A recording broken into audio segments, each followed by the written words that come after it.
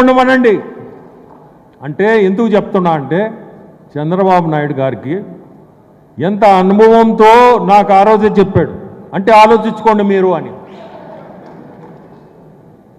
అవన్నీ తట్టుకున్నాం ఎట్నో దేవుడి దయ వల్ల అవన్నీ తట్టుకొని ఈరోజు మీ అందరి పుణ్యాన ఈరోజు గెలిచి అంత మెజారిటీతో మీ ముందు ఈరోజు రావడం, మీ అందరు రావడం. నేను ఒక్కటి మీకు చెప్తున్నాను, ముందుకు కూడా ఆ సెజ్ అన్న చెప్పినట్టు ఇప్పుడు ఆ సెజ్ ఇఫ్కో సెజ్ని ఖచ్చితంగా ఢిల్లీలో ఈ సబ్జెక్ట్ తీసుకుంటాను. యాక్చువల్గా మనకి మిడాని అనే గ్రూప్ అంటే డిఫెన్స్ సంబంధించింది ఒక ఫ్యాక్టరీ రావాల్సింది. అది ఎందుకనో టైం బాగలేక దాన్ని ఆ రోజు రానిలేదు. ఈరోజు దాన్ని తీసుకొచ్చేదానికి ఖచ్చితంగా నా ప్రయత్నం ఉంటుంది. దాదాపు 4,000 కోట్ల ప్రాజెక్ట్ అది. ఫస్ట్ సబ్జెక్టు దాన్నే తీసుకోవాలని ఉందా, దాన్ని ఎట్లయినా తీసుకురావాలా కోవూరు కాన్స్టిట్యువెన్సీ కానీ, ఎందుకంటే 4,000 కోట్ల ప్రాజెక్ట్ అది, 1-2 కాదు. దాంతోపాటే ఏది మనం చేయగలిగినా ప్రతి ఒక్కరిని కూడా అడుగుతున్నాను, ఏదన్నా ఇండస్ట్రీస్ మన జిల్లాకి, నా పార్లమెంట్కి ఇక్కడనే కాకుండా కోవూరనే కాకుండా ప్రతి దగ్గర కూడా, కోవూరులో మనకి ఫెసిలిటీ ఏంటంటే ల్యాండ్ ఉంది. ఆ ల్యాండ్ని మనం ఉపయోగించుకొని మంచి ఇండస్ట్రీస్ తీసుకురావాలని, యువతకి కనీసం మనం ఎంప్లాయ్మెంట్ అన్న చూపించాలా.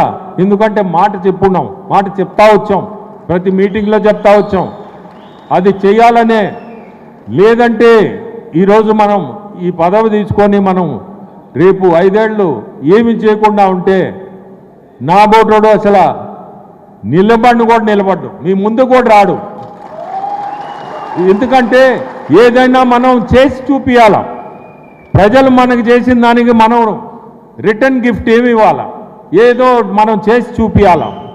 అది చూపించాలంటే మెయిన్ ఈరోజు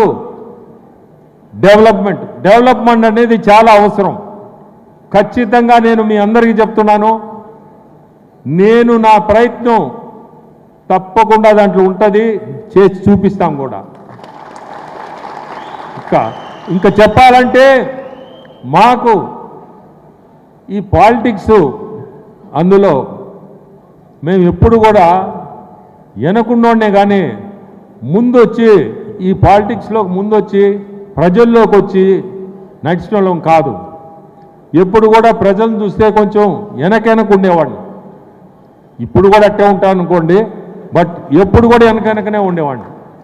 ఈరోజు మాకు రూప్ కుమార్, కళ్యాణ్, గోపి, కమలాకర్, అట్నే మన చైతన్య, వెంకటేశ్వర రెడ్డి మీ కోవూరు పార్టీ అధ్యక్షుడు అతను, ఇట్లా నేను పేరు లేదన్నా మర్చిపోయి ఉంటే శ్రీహరి, ఇంకా కూడా చాలామంది